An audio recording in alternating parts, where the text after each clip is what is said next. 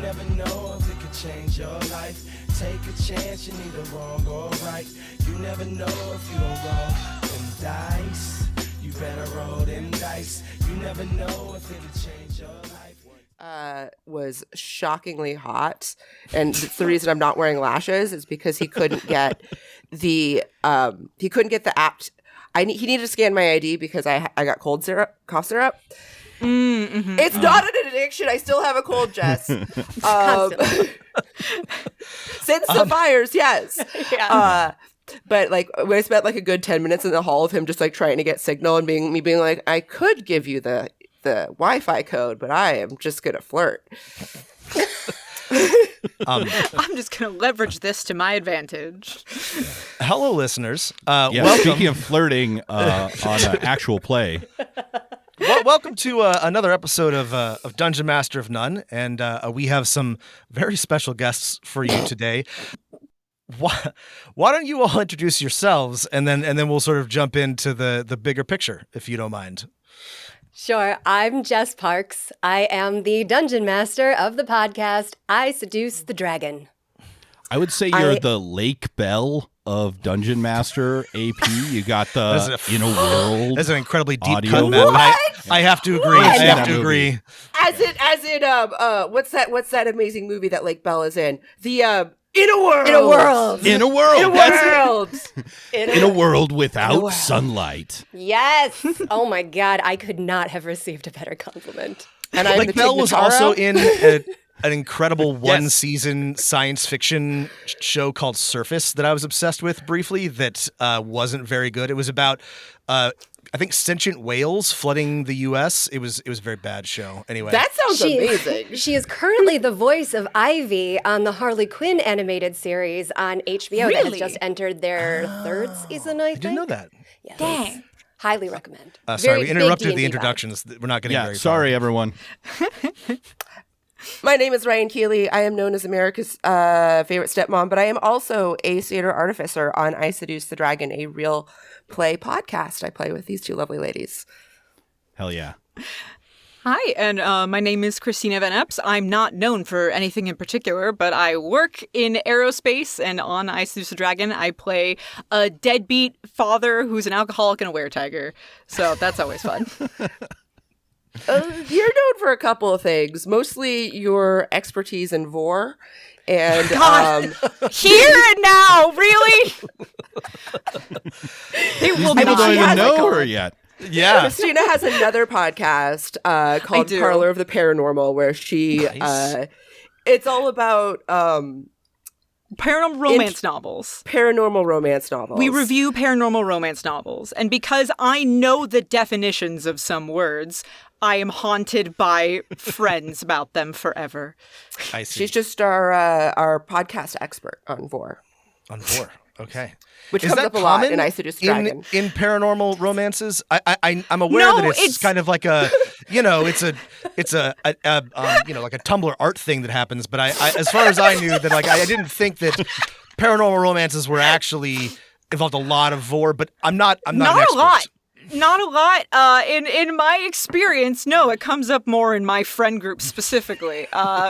For some reason, she gave us the definition one time, and we can't let it go. One time, she tells us what vor is, and but that's the magic of our game, I Seduce the Dragon, because it is 5 friends playing D&D. We got 3 out of the 5 here. This is my first campaign ever. I played lightly in high school. Like very, very lightly, but there was only 30 minutes between the end of school and the drama program starting, so that was the end of my D&D career. And my, rampant sexual opportunities that come with D&D, I've been told. News to us. Matt and I both played in high school, and I can tell you it didn't go that way for me. That's I We're also not in played the drama kid section. That's right. Where the rules are different. I was a over drama there. kid. I was a drama kid in high school. Also played D into high school. Incredibly unhorny. I think that it's just gotten like progressively more so as time goes on. I have to say. I think that like the I Seduce the Dragon. We just kind of goof around. We're all very unserious and just having a good time. But this is possibly like the peak horny of my D&D experience. It's a real So you're building like towards something. yeah. It's a real like I'll have what she's having tone to some parts of your podcast. I will say. Absolutely, for I sure. have this theory of D&D players, and I think there are two main pathways and two main personalities for D&D, and it is drama kids, and it is Shut up. and it's hyper nerds, right? You Yep. on one side you have your Gary Gygax, D100 percentile dice, and on the other hand side you have feelings people, and I think that there is I don't know that they have to be naturally enemies, but these are I think the two main strains that sort of like feed into D&D. Like I'm guessing that most of you come from a dramatic background of some kind. Am I guessing correctly? Just to start, kick us off. Not really. No? No. hyper I have no dramatic background actually, and getting into D&D and meeting these people and doing this podcast has actually unlocked for me the inner sensitive, curious, deeply feeling creative person that I've been smothering in work ethic and trying to fit in. As is tradition. I mean, that is the one of the beautiful things about D&D is that it, for better or for worse, can unlock that part of you. How about the other two of you? Drama, nerdery. You, Cristina, you build rockets, so I think that kind of answers my question. Whenever anybody like asks me what D&D is, I say it's math and improv. It's like those two. It's just like, if you enjoy math and improv, then that's it. And that's me and my growth and progression in tabletop gaming. Because I did do like drama in high school. I did, that kind of thing. I was very much like a theater nerd and a tech person. But I also did get a master's degree in robotics. So like, we're straddling some lines here. I feel like I do lean a little bit more hyper nerd than I do like dramatique. But, we do our best. I trained in theater as a kid. I started in the theater program in the 3rd grade. My focus was always Shakespeare and improv. I did not, however, finish high school. I dropped out, but then I ended up in pornography, where, let me tell you, my ability to read a script and improv really comes into hand. It really comes in handy. Set you apart? Yeah. I don't know if I would say set me apart. There's actually a lot of nerds and a lot of theater kids in the adult industry. We are all not at all surprised. We're all the nerds that like be surprised. Yeah. Well, no, because we're all like the nerds that are like, wait, you want to see me naked? You're gonna give me money to see me? Because like I never got asked to a dance in my life, and now I've got an OnlyFans, so life is good. So who's the real winner here? Right. Yeah, my subscribers. So it is same as it ever was, right? D&D may have been started by math wargaming hyper nerds in the bleak Midwest, but like our earliest textual evidence for it outside of those areas is a bunch of LA fantasy sci-fi drama nerds like Lee Gold and Alarums and Excursions talking about, hey, what if we made this game more like dramatic and funny and involved in our characters? And yeah, here we are today with some LA people. So happy to represent. Ryan, you said you played a little bit in high school, in between your other extracurriculars. Cristina and Jess, what's your background with D&D? How did you get started with this type of thing? Do you want to go first, Jess? No, you go first. Okay. I'm sorry. For some reason, that just sounded like you're like this sort of thing. It's like something like a strange man on the from like a dare. How'd you get into this? I mean, everything I'm going to say is okay. going to sound a little suggestive. I'm sorry. That's It's the here's the thing. It's just the most Honestly, though, like, just how I talk. I'm sorry. How I got into D&D was one of my weirdest friends in high school asking if I wanted to go hang out in his basement after school. So like, it all starts out kind of weird, but then it was That happened to me too, but it was Matt. Yes. Aw, that's sweet though. But no, it was We're old friends. like my sophomore year of high school. One of my friends was starting up a new campaign, and he's like, "Have you ever played D&D?" And I said no, and he's like, "We'll play anyway because we need another person."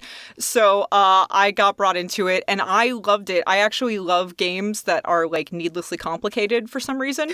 They itch my brain just right, and we were playing like 2.5. Like we were, I think like 3rd edition was out by that point, but my DM at the time was just kind of like, no. 3rd edition is trash. We're playing 2.5. And then like I just kind of never stopped. I went to Pathfinder. Like I've dabbled with other tabletop RPGs. I've done like Monster of the Week. I've done oh god, what's the one where it's like sci-fi, but there's still elves? I can't remember. It's Shadowrun. Shadowrun. Elves. Yes, Shadowrun. I've done so many failed Cyberpunk heists in elves. Shadowrun. Yeah. I've run Shadowrun years. games. You're a trooper for. It's a doozy. It can be a slog. It can absolutely, but basically like for almost like 2 decades now, I've been playing D&D with a variety of different people and variety of different editions, and it's like a lifelong hobby at this point. I'm so baked into it. Ask her Speaking how of many games systems- she's playing in right now. How many games are you playing in right now? Like actively, like okay, almost 8. There's another one of my friends is starting. Damn. That's going to be kicking off in like 2 weeks. You might have a problem. If we're including- No, that's great. Maybe. I mean, Maybe. speaking of systems, you brought up the system talk, Pathfinder, all this stuff. Yes. I'm doing an Yeah. informal poll of basically everyone I meet. New 5th edition rules, yes or no? Like the 5.5, the 2024 Yeah, rules? the 2024, 5.25, Yeah. 5.1.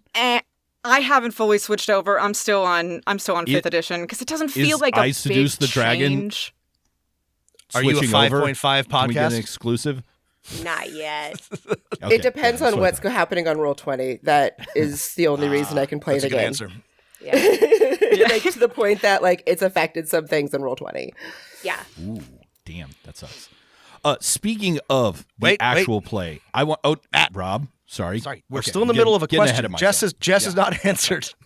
Sorry, I wanted to hear about Jess's introduction to D&D. We got a whole thing. We got 3 people to talk to here, Matt. I'll be quick. I was a hater. I heard was this a- on one of your interviews. Yeah. You were a hater. I was a Which is hater. okay. I hated on it. I've got so much crow to eat. I'm going to be eating big bowls of crow for the rest of my life. But yeah, I got into it because I couldn't understand why it was so popular. It made no sense to me. And so when the lockdowns happened and I had some time on my hands, I asked my now husband to organize a game. And, I freaking fell in love. I overplanned my character. I came up with this elaborate, backstory. I got so into it. And I mean, you all know the feeling. Anyone listening to this probably knows the feeling. The rest is history. I really wouldn't let myself be myself. And D&D has helped me do that. Hell yeah. Well, speaking of what you do, the I Seduce the Dragon podcast. So my endorsement of this, it'd be a little cringe here because I really like the show, but I think I Seduce the Dragon is kind of the platonic ideal of a contemporary D&D game. Now, like D&D has many sub-styles and genres, from dungeon crawls to, political intrigue. But when I listened to your podcast, it not only grew out of a home game, but I think it's also, it's the ideal of a contemporary game, and that's what I think most people want. You're all friends. There's a little bit of drama. There's intricate backstories that are like, the DM has planned like big reveals There's a loose and open structure. There's combats. There's jokes. There's riff. The tone goes from goofy, horny to very serious. I think that's like what most people want. So, what's your secret sauce? How did this happen? How did you make the ideal contemporary D&D game? Jess brewing away in that little smart brain of hers, just being all like, I am going to bring together the perfect group of people, and I am going to make them play a game together, and then friendship will evolve, and then a podcast will happen, and then I will rule the world. I honestly think that there's Ryan's right, basically, but like to expand on that idea, I think that there's a large part of it. Like, we as people get along really well as friends. Like, we all have very similar styles of humor. We all come from like different enough backgrounds that we bring something that's like interesting to our dynamic as friends. But we all want different things out of the game. Like, I think that Jess has said before that like I'm freaking edgelord tragic backstory over here who wants like deep, involved character interactions and introspection. I'm texting her at 2 a.m. about like, this is how my character felt about the recent interaction we had in game. And then like I didn't know you guys were doing that, by the way. I just discovered that was a thing that like could happen, and I've just been waiting until Wednesday nights, being like, okay. On the opposite side of the spectrum, you have like every now and then, like I would say, like Ryan, you and Flanders every now and then are just like, I need to cause some chaos or I will explode. Like, just here for some goofy time. We all dip into it here for goofy times, and it really speaks to Jess's ability as a DM that she finds a way to balance it out. Like, she finds a way to serve us all what we're looking for without it feeling too jarring, the shift, I like complex problems, like creative problems to solve. Shut up, Jess. You're making a face at me. Why don't you say what you think that I want out of this game? What you want out of this game has actually evolved. Actually, to be perfectly honest. Because I'm evolving as a human. Exactly. We are all evolving together. We're all growing. That's right. We're all growing. We're all changing. Yes. Ryan has recently started blowing me up behind the scenes once she discovered that was a thing. I'm delighted. I'm here for. I'm excellent. 100% here for. But no, when we first started, I don't think Ryan was really like, she wasn't invested. She was invested in the activity, but she wasn't invested as Erastus. He could die at any minute, and she probably would have been unaffected. Her decisions were more characteristically, her character is quite erratic, but they were more erratic because she was more like, the thing you got to know about Ryan Keeley is she likes to test the edges and the boundaries. Yes. And that is what she was doing with this character. And it frustrated me at first because I was like, I feel like I'm serving up something that he'll like. And then the next session, he's like, I don't care about that anymore. Moving on to something else. And I learned to adapt to that as well. And a couple times straight up been like, what do you want?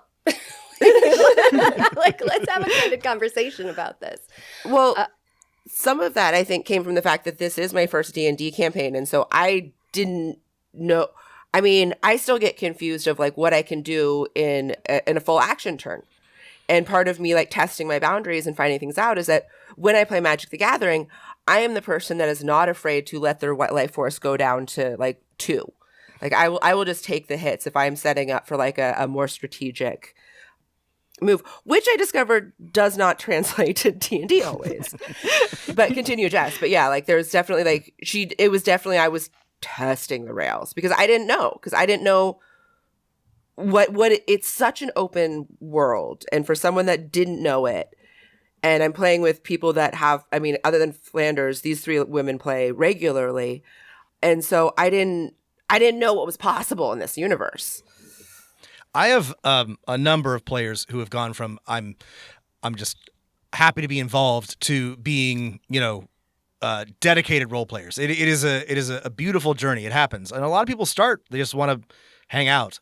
But I mean, that's the beauty of the game is like you learn by playing, and sounds like you have. It sounds like it's awesome that you as a player and as a character have evolved through the game. That is as a GM, as a DM, what we want to see.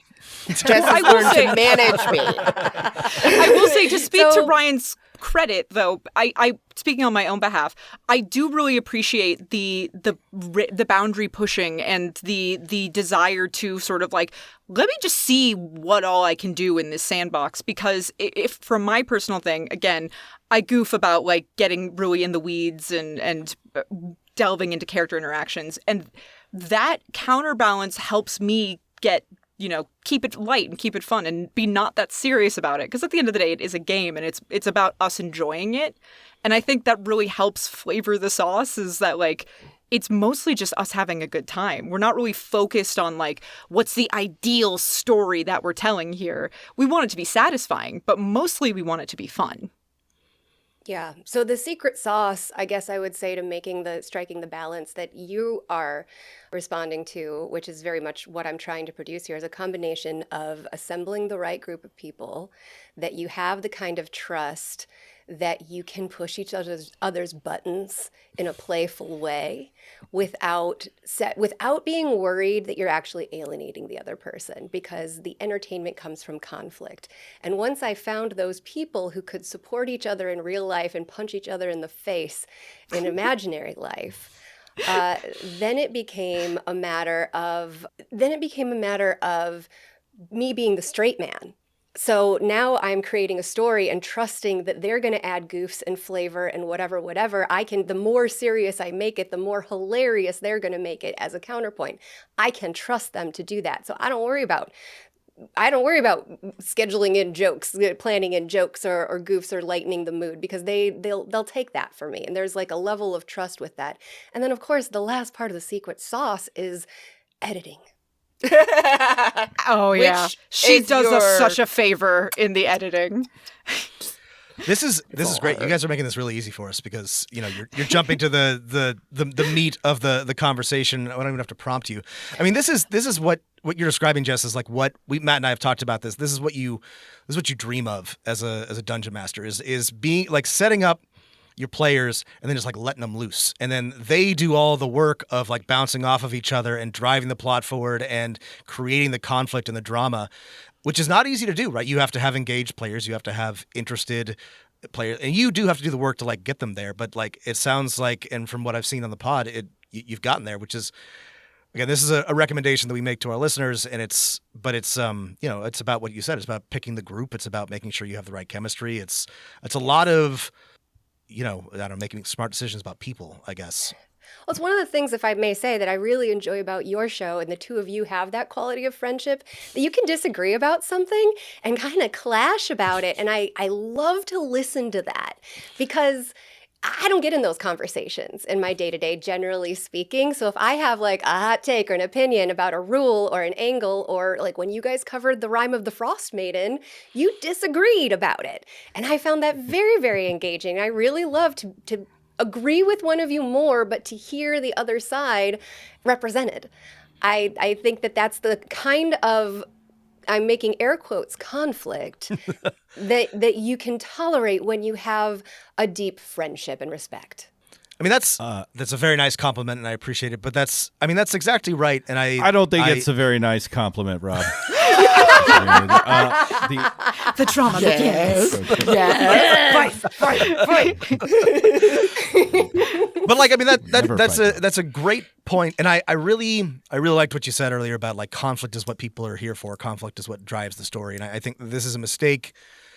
This is a mistake a lot of people make, not just like in actual play or in D&D. It's just like a mistake people make all the time in storytelling, in trying to think about like what is interesting, what do people care about.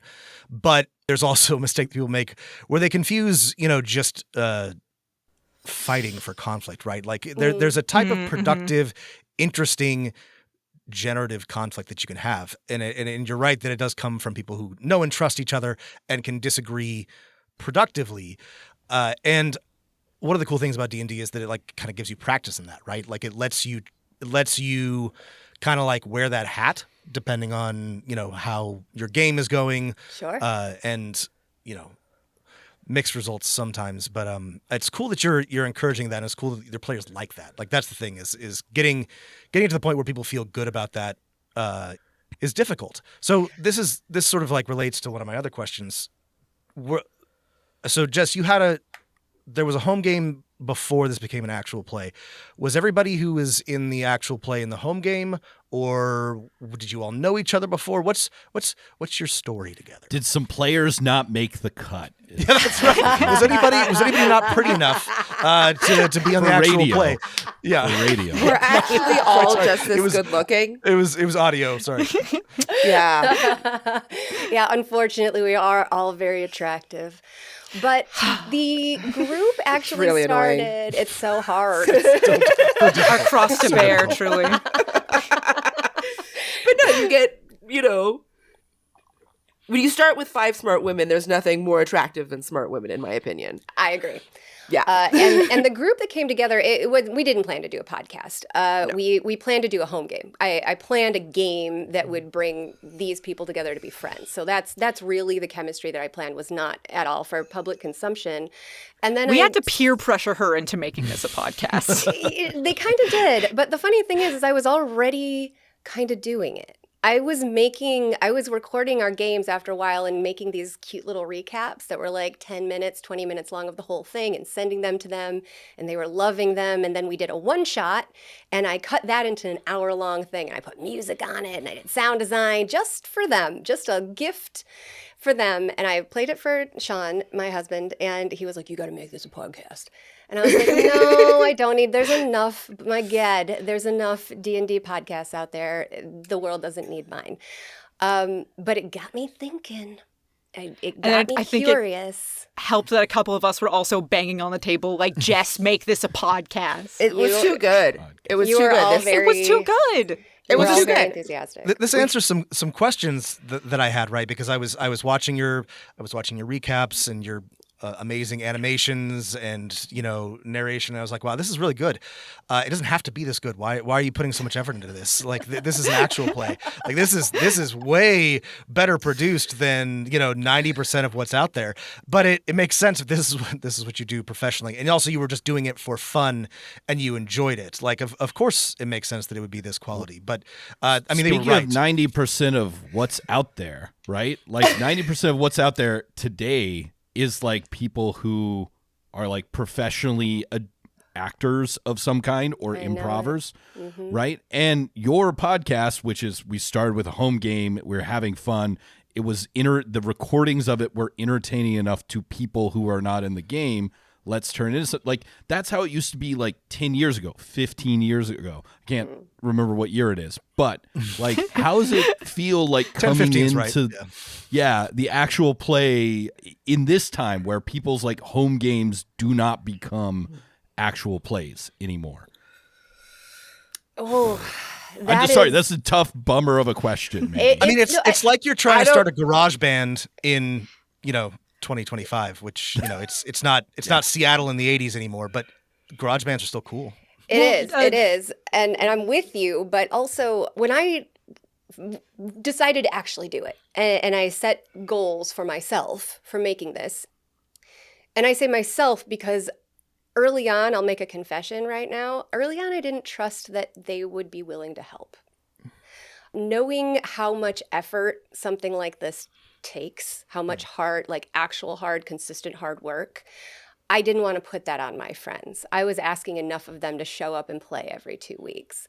So I really took it all, without even consulting them, I took it all on myself. And I thought, all right, what's it going to take for you to feel like this is a success? And I set my goal really low. I set my goal at, if I can touch one person I've never met, if I can make that person connect with this thing the way we connect with it, I made something. I created something that connected with a stranger. That's a dip in the pond, dipping my toe in the pond of really creating something of my own. And I've built a career out of helping a lot of people create their thing, including as a sound mixer. It often feels that I'm one step removed from the actual inspiration. I'm helping to polish it, but it's not mine. And I wanted something that had my hands all in it. And so that's what this became. And it's been just simply organically growing.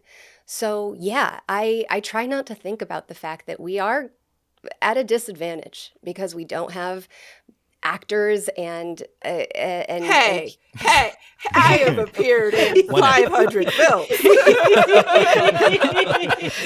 But there is a very interesting thing to be said about the state of the actual play community now at this period in time, because we are very much in like a D&D renaissance. Like, yeah. I would say as a person who's been in the community for like probably the majority of my life at this point, that there was, and you could probably call it like the like BCR, the before Critical Role times, where like I am so glad I listened to 0 Dungeons and Dragons podcasts.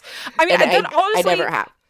I'm glad that there is that like, you know, lack cleanness of yeah, there's a purity to it in a sense. Like there's a lack of trying to be something else. We're not. And as Jess said, like the standard, the bar that we're hit is very much sort of like internal. We have a set of standards for ourselves because previously, and I mean, still, you do see like a lot of people putting their home games up on like Twitch. You see a lot of people. There's like hundreds upon hundreds of like small home games that go up as podcasts, and then nothing ever comes of them because they don't have, you know, the time or the sticking power or the energy to keep it going long term. And the ones that are really sticking it out are now these huge, like your Dimension 20s and your like these really big backed performances. And that can set an intimidating bar for anybody who wants to get a story out there, which is what it is. It's storytelling. And just like any other medium where you're trying to like entertain, it's just the difference being that we're just kind of making it up as we're going, and then Jess makes it sound really nice after the fact with the sound design and everything. We have great microphones, and that's the big stepping point. That's half the battle. Honestly, it really is. It like the microphone quality is not something that I noticed until we started doing this podcast and listening to older episodes, and particularly mine, because as you can see, I cannot sit still to save my life. So we had to figure out a mic solution that worked for the game that allowed me to be able to do something for 3 hours, because that's not something that normally there's a reason I dropped out of high school. Like I cannot sit still for 3 hours.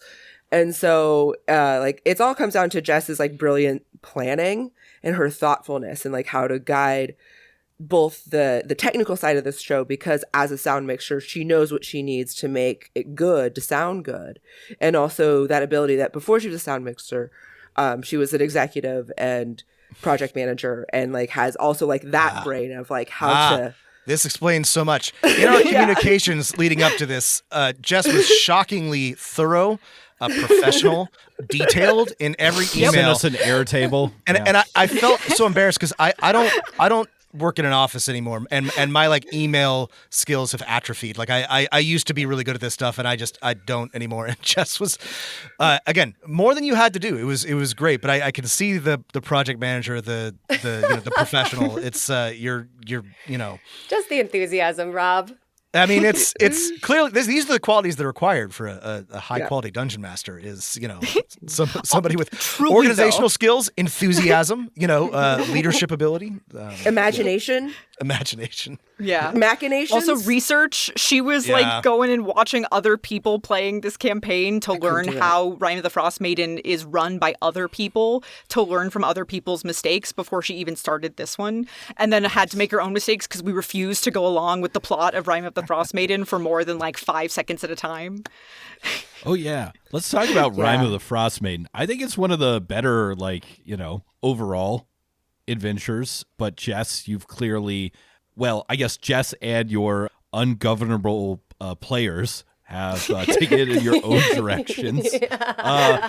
What's y'all? So you're. Let's see. I'm caught up with no spoilers, but like the beginning of season 2. So you're like halfway through it. 2/3 or no 2/5 of the way through it. I'd say we start the whole podcast. Episode 1 starts in chapter 3. You're done with the 10 towns when the podcast shows up. So I just, from everyone, he'll be back. So my question is I don't know, what's your opinion, strengths and weaknesses on this on this module so far from the player and GM side? Yeah.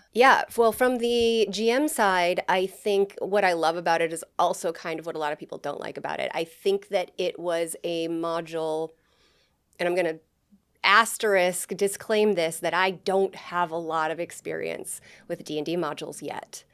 But as the first big one that I played, I am of the new school of D&D players and dungeon masters that are more focused on a game that responds to players and telling a deeper story, and maybe a less strategic one. I hate to say, because I've got a lot of respect for classic strategic D&D. It's a little bit above my head, but eventually I'll be there.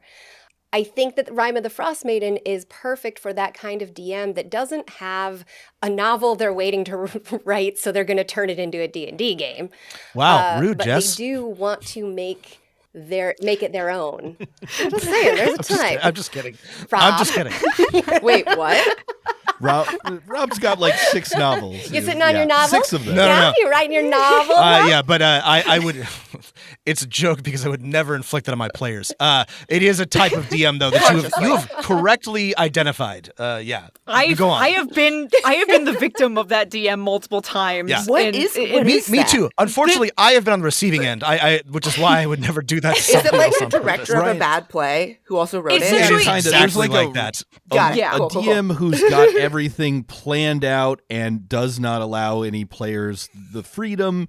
It's just, imagine if you were being drug along by, you're the hobbits and you're being drug along by Gandalf while you want to go explore something else. But you can't even like take a detour and then you can't like take a detour. No, we're going to the next scene, which I have already planned out, and I know how you're going to respond. Like treating your players like characters in your book.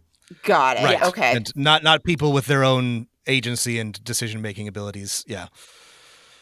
Yeah. Yes. Yeah. So you've got that on the one end of the spectrum. You've got the people who want to play real crunchy D&D by the rules on the other end. And in the middle are these people who want to play a story, are open to improvising it, but maybe need something to hang it on.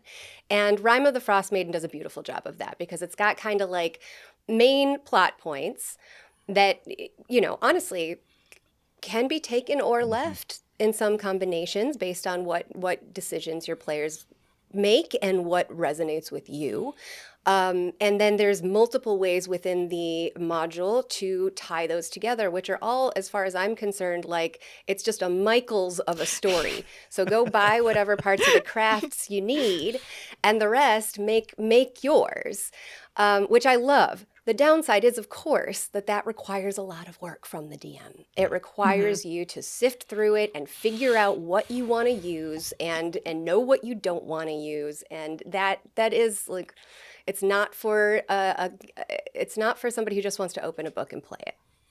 Oh, then Ryan and Cristina, like, what are your feelings now that you've spent many dozens of hours in the lovely Dale of Icewind? Like, do you like the set? What are your feelings, pros and cons on the setting? Because it is one of those classic D&D places. Yeah, this is an old school setting, and this was, sorry to interject here, but this is what we Back I don't know in if I my told you this day. when I was disconnected, but we loved this module, and even though we disagreed about some parts of it, it ended up being one of our like top 3. But it was cool that they took an old setting and let some like new writers like run with it. This was one of the coolest things that they did. But I'm always curious what other people's experience of it is.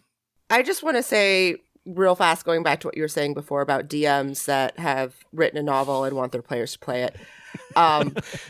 I just want to remind people that The Night Man Cometh is an excellent It's Always Sunny in Philadelphia episode. And that's the vibe that I'm getting from what it would be like. That is you have absolutely like that is exactly what it's like being at the whim of a dungeon master who is trying to make you play out his weird little psychodrama. No, that is exactly what it's like. That's why it's one of the greatest episodes of It's Always Sunny. Yeah, That and Who Pooped the Bed, same season. Reynolds versus Reynolds, also a good one. Yeah. But yeah, it's my feeling about Rime of the Frost Maiden is it's my first campaign, so I had assumed that we would be doing dungeon crawling, which we have done. It's very open-ended. There's all of these different little ways that we can take the quests. So I do like the fact that there's a lot of flexibility in it. I am very upset about the fact that, and I don't know if this is just my character or something that happens in the game, but the whole like portal jumping thing, I am not into. Like, I am not okay with multiverses or time travel, just so you know, for future reference. Okay. So that is something that I've been having a hard time wrapping my brain around, because I can barely understand this reality, plus the reality of playing in Rime of the Frost Maiden and that Icewind Dale, Rime of the Frost Maiden. I can barely keep those straight. And so then there was a wonderful like not recorded moment where I was trying to explain like the different planes of existence to Ryan, like, and how they all like layered interact with each other, and like there's the elemental planes chart. And there's the abyss. There's a map in the back of one of the books. I saw the truth and primal fear spread across her face as I was explaining it. And I was like, yeah, that's minutia we probably don't need right now. I have some bad news about the rest of the Wizards of the Coast D&D modules, Ryan. Is that they really stay away. They from really planes. lean into that multiverse stuff. Very, very portal forward. They are very portal forward, exactly. As a setting, like this, like to inform Ryan and my responses, we have not like read the module. This is both of our first experiences. Am with I allowed this to setting. read the module? No, you're not. No. I didn't think about it. No. We know, like, I don't even know. When you were saying, like, we're about 2/3 of the way through, I was like, we are? Because, like, that's really we exciting. have no idea. We have no idea where we are. We don't know what. I mean, I know all the were-tiger stuff's probably not in it, but, like, the rest of it is probably. That's not in the module? I don't. Okay, sorry. Here's the thing, right? Rob and I have done a really anymore. bad thing here. We are pulling back the curtain that all we have not. DMs Matt, you where did we're- this. You did this, Matt. I wasn't going to say the information your that mistake. we You have created owned and this. this and then. Okay, I'm sorry, everyone. The I Seduce the Dragons people can burn me alive in a wicker man. That's right. And we Put Matt in a will. wicker man. And we will. Thank you. But as a person who's both Twitchy. like, I have run modules before. I have done modules before. One of my favorites is Tomb of Horrors, and every time they bring it into a new like edition, I try it again just to see if it will go better this time. And it never does, because one of the falls of that, as much as one of my favorites, is that it's so rigid. There is one solution to every problem, and it is a linear path forward, and you have to do X, Y, and Z, or else you do not get to the end. And Rime of the Frost Maiden, at least the interpretation of it that we are presenting on our podcast, is so much more flexible than that. And it allows for us to take parts that we've brought into the story, things that we are interested in, and kind of just like jam them in there. And there's room that they fit, which I think really allows for more engagement from the player. Like, if you want characters, your players' characters to be like in it, there needs to be space for them to bring something to add to the setting. There's a small number of modules that are genuinely, that I feel like are genuinely like replayable, in that they have multiple outcomes and multiple paths for players to take. Curse of Strahd is one of those, and Rime of the Frost Maiden is one of them. Waterdeep Dragon Heist is one, but most of them are pretty. Tomb of Horrors is a great example of one that. It really is. There's just one way. You're just there's really only one way to get through it. There's exactly one solution to every puzzle. It is one path of a series of 10-foot rooms, one after another, each with a secret door, and that's the whole thing. You'll never find it. Yep. Well, actually, Cristina, correct me if I'm wrong, but on the show you exhibit a lot of D&D rules, mechanics, systems, and lore knowledge. Am I correct? D&D Clippy? Right? D&D Clippy. I see you're Which trying to is cast hilarious. a concentration spell. Would you like some help with that? Would you like some help with that? The thing that really grinds my gears is when an actual play, I know this is a personal preference, like really backgrounds the fact that they're playing a game. I'm like, I could just listen to an improv audio drama. If you're going to pretend a game's not here, one of the reasons I listen to actual plays is to find out a little bit more of what a game looks like in player practice. And the two of you, a neophyte, an expert, both as players, like tag teaming, explaining things works really, really well. Like if you're new to D&D, this is a good podcast for that. So I just want to say I really appreciate actually forefronting the rules in your actual play, which seems to be going against the grain of the trend. That's something that I when we started talking about doing this podcast, I was really interested in making sure that this was something that would be accessible to someone like me who doesn't play D&D, and make this accessible specifically to women who engaging in the geek space is kind of awful as a woman. I mean, I'm not the first person to say that. When I first got into comic books, when I first started making money with my adult career, that was like I was like, I have money, I can spend money on stuff. And I started spending money on the comic books that I couldn't buy when I was a kid.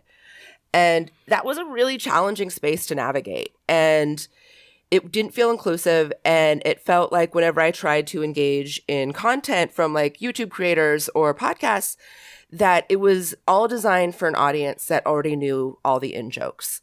And for someone that was new, I was like, I don't know what you guys are talking about. I know that I like some of this stuff that you're into, but you're really gatekeeping. And so I wanted to make sure that this was something I want other women like us, like millennial women, to listen to it. I hope they do. I don't know if they do or not, but that was something that I think D&D Clippy really helped with. And I love the Clippy episodes because like that was in the beginning of the game. I was like, Cristina, what does this mean? Cristina. Well, a lot of what we do with like the combat and the mechanics in the game is kind of like backwards engineering it, and I honestly prefer D&D played this way, where it's not what can I do in the rules that's cool. It's this is what I want to do. How do we make that happen with the rule set? And that's very much how a lot of us play this game. Like the stuff that Ryan comes up with where she's like, I want to do this thing. And we're just like, how do we make that work? And that's where a lot of it comes from. And that's what keeps it feeling very fresh and creative and fun, is because it's not like I'm not min-maxing the best combos here. It's like, let me try this thing. How do I make that work within the mechanics we're given? And that's what I'm here for. But then also I always try to like caveat, because this is a pet peeve I have, of like not letting the DM get the final say on things, because the DM is supposed to be kind of like the referee of the world. And sometimes sticking to the rules too harshly isn't fun. Or like, you know, rule of cool. Sometimes you want to just do something because it's sick as hell, and like if not doing it, you're not going to get in trouble on this podcast for saying that. No, we agree. We yeah. Yeah. Absolutely. And Jess is incredibly generous with that. Like Jess has been incredibly generous, and sometimes, you know, a character will come up with something that they want to do in game that might be a little authentic to them, and Jess will have you pitch it to her, and then she'll make a ruling, and it's very thoughtful, and I really appreciate it. And including those bits of the conversation in the game in the podcast is like part of the storytelling. Yeah. There is something satisfying in like, okay, we're going to step out of the story real quick, and now you're going to get to see a little bit of the behind the scenes of us like trying to figure out what we're doing, or how to like get the DM to let us do this cool thing. It's like additional victories on top of the story victories. We're friends solving a problem both in and out of game. Yeah. I mean, Matt's making a good point, and I agree with him. A lot of, most actual plays are not actually very helpful for learning how to play, or especially like learning how to DM, like, you know, and that's our bit. And so I get frustrated too when I'm watching one and it's a very funny or entertaining improv session, but it's not, you know, this could have just been that, right? The game is barely present. So it is very cool that you are foregrounding the rules, and the way that you present them and teach them, I think, is very instructive. It's, you know, I think that it is very accessible, which is, like you said, Ryan, this is a very gatekeepy space, and it is not always accessible to somebody who, you know, is interested but doesn't like have the foreknowledge to understand D&D without a little bit of explanation. And it makes it so people like my dad listens to the podcast, because my dad does not like my current career, but loved I mean, obviously, he's my dad. But Sure. I get my love of theater from him. I mean, he was the one that got me involved in theater and in improv. And so he thinks it's really fun to listen to the podcast because he's still involved in the improv and theater scene up where I'm from. And he's like, it's really fun to listen to you do improv again. And so, but because he was not a D&D person, listening to the Clippy episodes in season 1 was something that made him understand like what we were doing and like what these characters were and what their abilities are. I'm going to flip this rules discussion around and make it harder onto the GM, because the GM always gets the hard questions, which Jess, like, so you've got, I don't know, 50, 60, 100 sessions of D&D 5th edition as the Dungeon Master under your belt. How are you feeling about the system overall? And for running like a entertaining actual play? Are there times you're like, I love this is perfect, or times you're like, I wish we were using a different rule system? About D&D just in general? Yeah. Okay, there's just so much unexplored. I'm not that person who's going to, let me back up. So one of the earliest things I had difficulty with were 2 things. One, I thought combat was a horrible slog. And you're right. Partial agreement from Lies and blasphemy. I can tell you have some players that really love your combats. Despite your I hated combat because I found it just unwieldy and slow and not narrative, and it didn't engage me. And then I learned you just need to get more practice. Like everything isn't easy right away. And the other thing that I know is very, very common, especially with new DMs, is that you feel like you're doing it wrong. You feel like you've missed every opportunity, that you've done your players dirty by not doing a good enough job, and you forgot to lay this hook, and now they're in a different direction and you can't do it anymore, and you suck. Jesus, Jess. I mean, literally ask any new DM out there. Do you wonder, there's like memes out there with DMs being like, did you guys have fun? Did you guys have fun? Like, okay, players of the world, fucking text your DM right now and tell them that you love your game and why. Tell them what they did specifically for you that you appreciate. Do that, because they do spend a lot of freaking time. I love this game. This is my favorite thing that I do. It's wonderful. More than naps. But my point is I know that even as a DM and even a couple 3 years into DMing, I have but scratched the surface of what this game can offer. So I don't feel even qualified to offer ruling. The only thing I can say is I did get an opportunity to play Mothership last year. We love Mothership. And I sure do love that system. I was very, at first, I was a guest on another podcast called Party of One. Delightful. Great show. Jeff Stormer, check it out. But he pitched a couple things. I chose Mothership. I didn't realize that it would be a little book. So he sent me a little book to read to prepare for my one episode with him. And at first I was like, dang, but also homework head. I was like, I want to knock this motherfucker out of the park. So I did. I read the book and I made 4 characters to play. And I just loved the book. I loved the system. It was so intuitive. It got my imagination really fired up.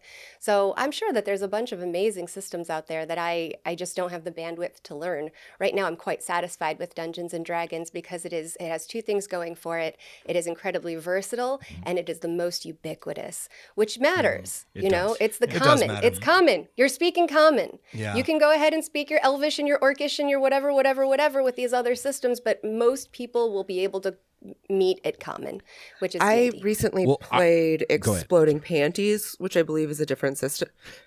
I think that's what it's called. I'm familiar. Yes, it is a different system. Rob. No, I think Matt is too. We've heard of it. So I played a one shot for a friend's 40th birthday, and it was a delightful evening. I had a great time, but I was very frustrated because I felt like that system, while simpler, because we had a lot of people that had never played any role-playing games, I felt very limited in what I could do. So I've been enjoying, as hard as I find D&D is, like I do enjoy the flexibility of the system. It's compared to previous editions of D&D, I would say that 5th edition is the most rules light. Because, like, previously, in the history of D&D has always been, like, about fantasy tropes. It's about, like, playing specific character archetypes that existed in fantasy media. And 5th edition, and I feel like, you know, Wizards of the Coast and the story of D&D going forward is very much about you making your own archetypes. It's about making the game system malleable to what the players want to do with it. However, if you don't have enough, like, guidelines, or if you don't have enough, like, explanation for how things are supposed to go, then you can run into some problems also. Like, you have to find a good balance between, okay, if you run into this situation, this is how you handle it. There are rules in place so that you're not just, like, fighting over how many feet a turn you would fall, which is a real fight I had in a campaign where someone was arguing that they wouldn't hit the ground within 6 seconds. And I was like, do we have to be fighting about this right now? So, like, it does help to have limitations at times because, like, the rules help you just keep going, but you can't have too many of them or else you're not really expressing yourself as much. This is precisely the argument that we make all the time. We're always talking about different systems, and we're not going to try to drag you down one path or another because you're right in the middle of a great D&D module, so you shouldn't switch. But yeah, it is a thing that is worth thinking about, like, about your play style, about, like, what works for you, both Jess as a DM and you as players. There, you know, some people do really like a free form, more storytelling focused game, but like you, I find, like, not having some guardrails to be a problem. Like, I have less fun if there's less structure. But, like, there's games like Mothership or like Shadow Dark or other, like, OSR inspired games that are really, like, rules light, but, like, have structure and are fun and are still, like, very recognizably D&D.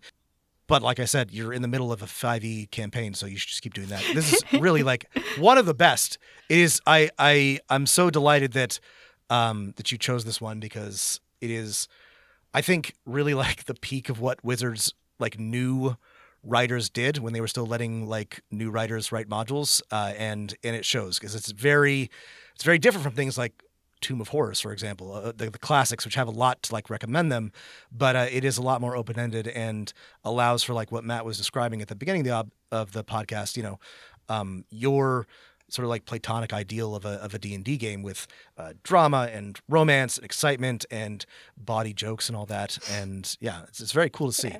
Thank you. Thank you so much. Yeah. One thing that I think is not in Rime of the Frost Maiden. Again, I'm risking pulling the curtain back too much. But I think based on the thing that is in the podcast, I have heard someone say this, is that, Jess, you have done a really good job of creating very character-focused goals and, like, situations. So in the show, one of the characters may or may not be a demigod. One of the characters may or may not be a were-tiger. And so Jess, correct me if I'm wrong, but it sounds like you came up with those collaboratively with your players to different extents with different players. I just wanted to hear, like, what was your process for coming up with these? Because these really, like, take the show to a great level. I didn't give any spoilers, did I? Okay.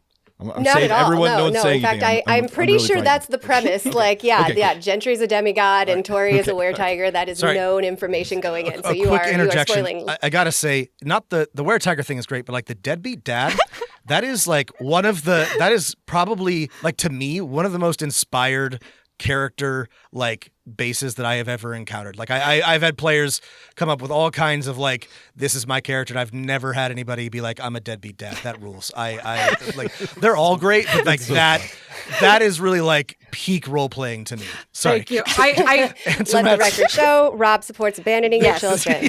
I'm here for it. There's one of my 8 other campaigns that I'm in, I'm actually playing one half of a divorced adventuring couple, and it is some of the most fun that I've ever had, where it's my character and her ex-husband are in the same campaign, and we're in the same adventuring party.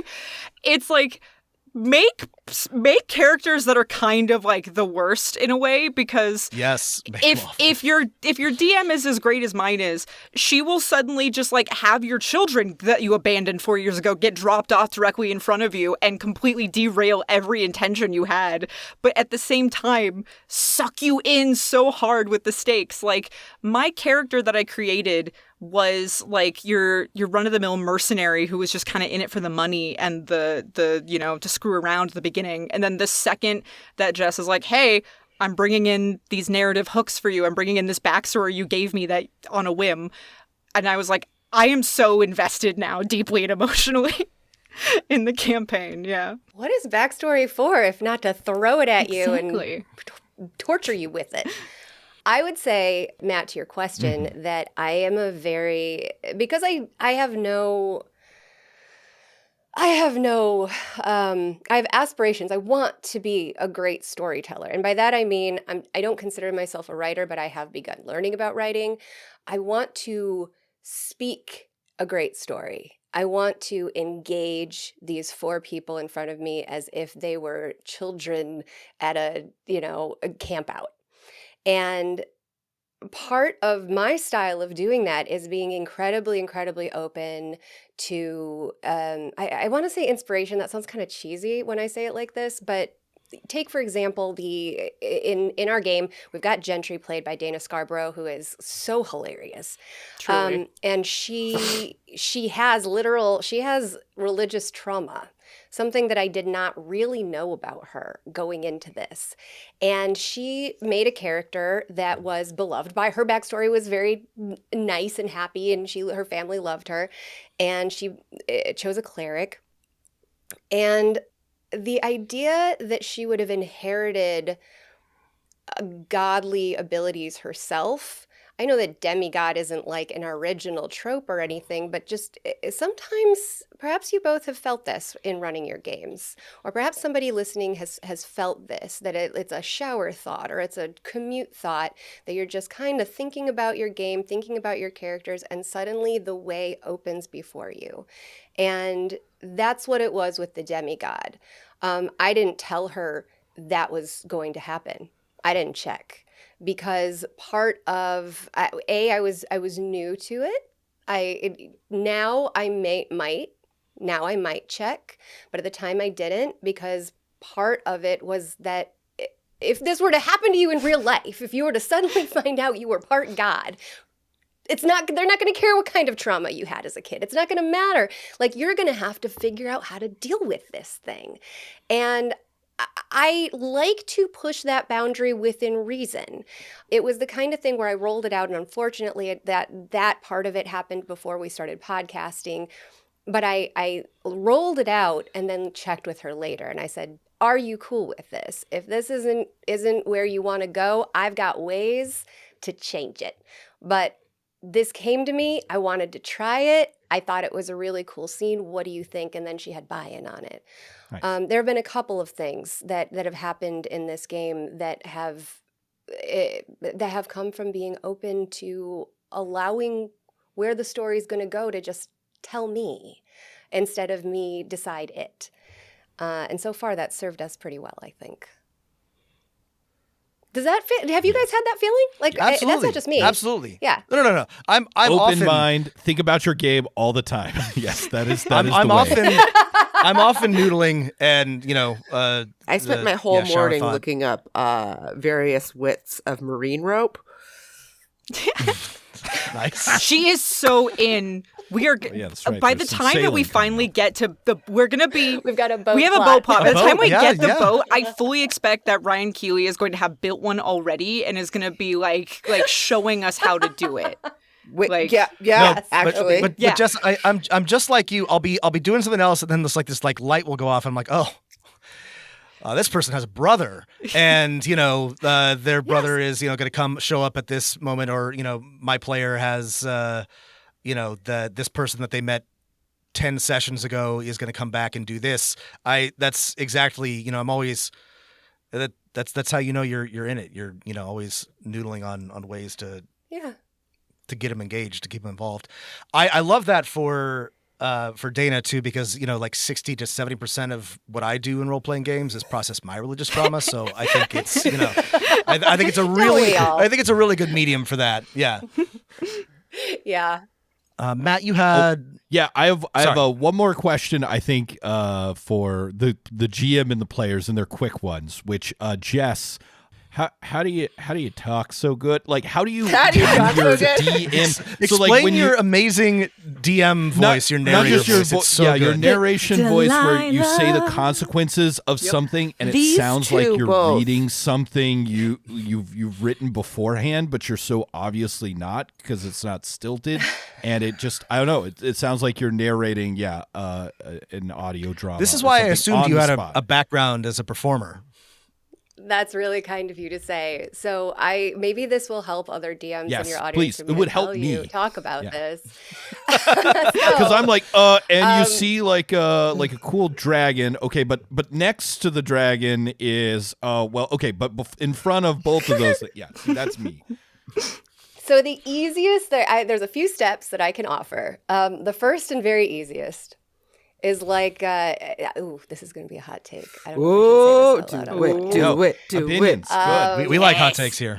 I have a huge turn off. I have a pet peeve that turns me off. There's two things that turn me off of actual play podcasts. One is not relevant to this question. It is when they spend a lot of time agreeing. Like, this is the plan. Yes, I agree. That's the plan too. Yes, that's the plan. Like, great. I don't love that. But when they get hung up on these verbal pauses, these cowardly hedges that go sort of like and kind of like. Do they sort of like pick up the object and kind of like look at it from every angle? Or do they pick it up and fucking observe every angle of that thing? Like, commit to the description. You got it in your head. Say it. Don't pretend. Don't make them come up with the rest of the kind of like. It's kind of like when it's very hard to wrap your mind around, when it's cosmic and beyond comprehension. It's kind of like water swirling, but it's not. It's your soul. That's kind of like. And once you endeavor to remove these hedging expressions that keep you from fully committing to the description, you're going to find that you're naturally going to describe more fluidly. The other thing I do is I describe in chunks. I smooth it out in the edit, but for both my thoughts and for their comprehension, I take it in beats. So it might look like you peer over the edge of the wall, and below you stretches a vast cavern. You see bats, swirl across it, but there's significant beats. Your players will be tempted to jump into these We're working beats. on it. You must beat that out of them. You must use a big whip to tell them to stop talking. Commit, you coward. I have voted for the dog electric shock collars. That's not a joke. She has, actually. Yeah. Multiple times. Yeah. Unfortunately, there was a conversation about hypothetical live show with dog shock collars. Yeah. Yeah. And the other thing I can recommend that is a higher effort but great return is, and this is for also people who would like to start an actual play, begin recording yourself. Yeah. Begin recording and listening. It's terrifying. I've done it twice. Yeah. It was so terrifying. Gosh. Professional football teams record themselves and they watch it together and they see what they did wrong in all its glory, and that's how they improve. So if you're not willing to look at and cringe a little bit at where you are right now, you're not gonna get better. And that's gonna also, I would hope, I don't know, I'm not an expert in this part, but I've spent thought in finding my narrative voice, because I do want to be a good storyteller. And I look at dungeon masters that I admire and games that I admire, and I look at what is the storytelling style that I so connect with, and I decide, is that for me? I have literally been in the bathtub trying different readings of stuff to see, it's maybe as I'm reading, if I've got in my head this weretiger transformation as an example, what if instead of like a low, slow, growly delivery, instead I'm like getting more and more intensified, and I'm keeping a monotone, but it's getting louder and higher and more intense as it's getting worse. These are different styles of narration that you have to decide what gets your heart pumping. Because at the end of the day, you, the dungeon master, are setting the tone for the table. If you want them to engage, if you want them to do voices, if you want them if you want to wrap their hearts up in what they're doing, your heart has to go first. And that is very vulnerable. I didn't do voices. I have a career in post-production. Many times I've been invited to do what they call like loop group, which is just background voices in movies. They invite anybody to do it if you're a guest because nobody can hear it. Never. I would not even in a way that no one could hear. And I can remember the faces on these four the first time Ryan said, "Don't I have like a helper in my bar?" And I was like, "Yeah, you've got a little gnome." Alfie. And I was thinking of his voice is based on Butters from South Park. Butters. But I pulled out this little, "Hey, how you doing?" And all of them were like the pure unadulterated joy. Truly, we were all like the joy in their faces made me realize I need. Do voices. Do voices. Do voices. I don't care if it's stupid. I don't care if you feel stupid. Do If voices. anyone can do voices, absolutely do voices, because it is. I have been told by a professional that I am tone deaf. You don't need tone. It's even like we had this Everyone whole thing. can do some kind of like, voice. You gotta figure out. You gotta figure out what kind of voice you can do, right? And Yes. Some people can do all kinds of voices, and some people can do 7 different kinds of New Yorker, and all of those are useful depending on the kind of game that you're running. But And Jess is 100%. so gifted with the voices, and I think that that's something, and Dana does her fun accent. Cristina also like modulates her voice too, and I think it just adds. Because I listen back to our podcast because that's what you have to do if you want to make a better podcast is listen to yourself. And I get so much joy out of the different voices. Like I have so much fun with it. I mean, no one can say "skara" in this game without getting real weird with it. Like it's just impossible. And that becomes like a really fun joke for, your players and something that really like binds the community together. But also speaking to the vulnerability of it for a second, even when it comes to like when you're trying to do something that's supposed to be really like narratively sweeping and cool, or when you're trying to do something that's kind of a little silly or cringe, it's sort of like getting into a pool. I know there's one voice that Jess did for the podcast, which is the Oblex voice, which is like you do lip trills, it's as talking. And the first time that Jess did it, she was like, "You're not allowed to look at me while I do this." And all of us had to like cover our eyes and only listen as she was doing it. And after she did it the first time and we engaged in conversation with this character, we just like bought in. It was just like, okay, this is just part of it now. We're not laughing at how silly the voice is because this is just like part of the universe at this point. Yeah. And it's the same thing. It's like you just have to kind of like do it. And maybe it gets laughed at first, but also like it will just get accepted and bought in, and that's just now part of it. You have to just, as Jess was saying, you have to commit. You have to be confident. You just have to go for it. That was really, really good advice. That was like fantastic advice, Jess. Thank you. And we appreciate it. I'm gonna implement some of that. I could yap all night with you three. This has been like a ton of fun, and maybe we'll have to get you back on. Yes. But thank you so much. Yes, I Seduce the Dragon. We for give you coming on and talking our with us. Official Dungeon Master of None players Seal of approval. Seal of approval. Blessings as you one day confront Oral. We're pulling for you. He players. says it right. Yes, Jack. You're doing the work. You're doing the work. Jeff. Blessings. Oral. Oral. But yeah, thanks. Thank you. Thanks so much. Yeah, you listen in to I Seduce the Dragon wherever fine ISTD fine podcasts are found. We'll link everything in the show I Seduce notes. the Dragon is available on every single podcast platform that is out there. So whatever you're listening to this show on, make sure that you also check out and subscribe to our show. ISTD Pod is available on all social media platforms if you want to find us there and see our fun animatics. And thank you for having us. They're really cool. Everyone should check them out. Thanks for listening, everybody. And keep rolling them dice.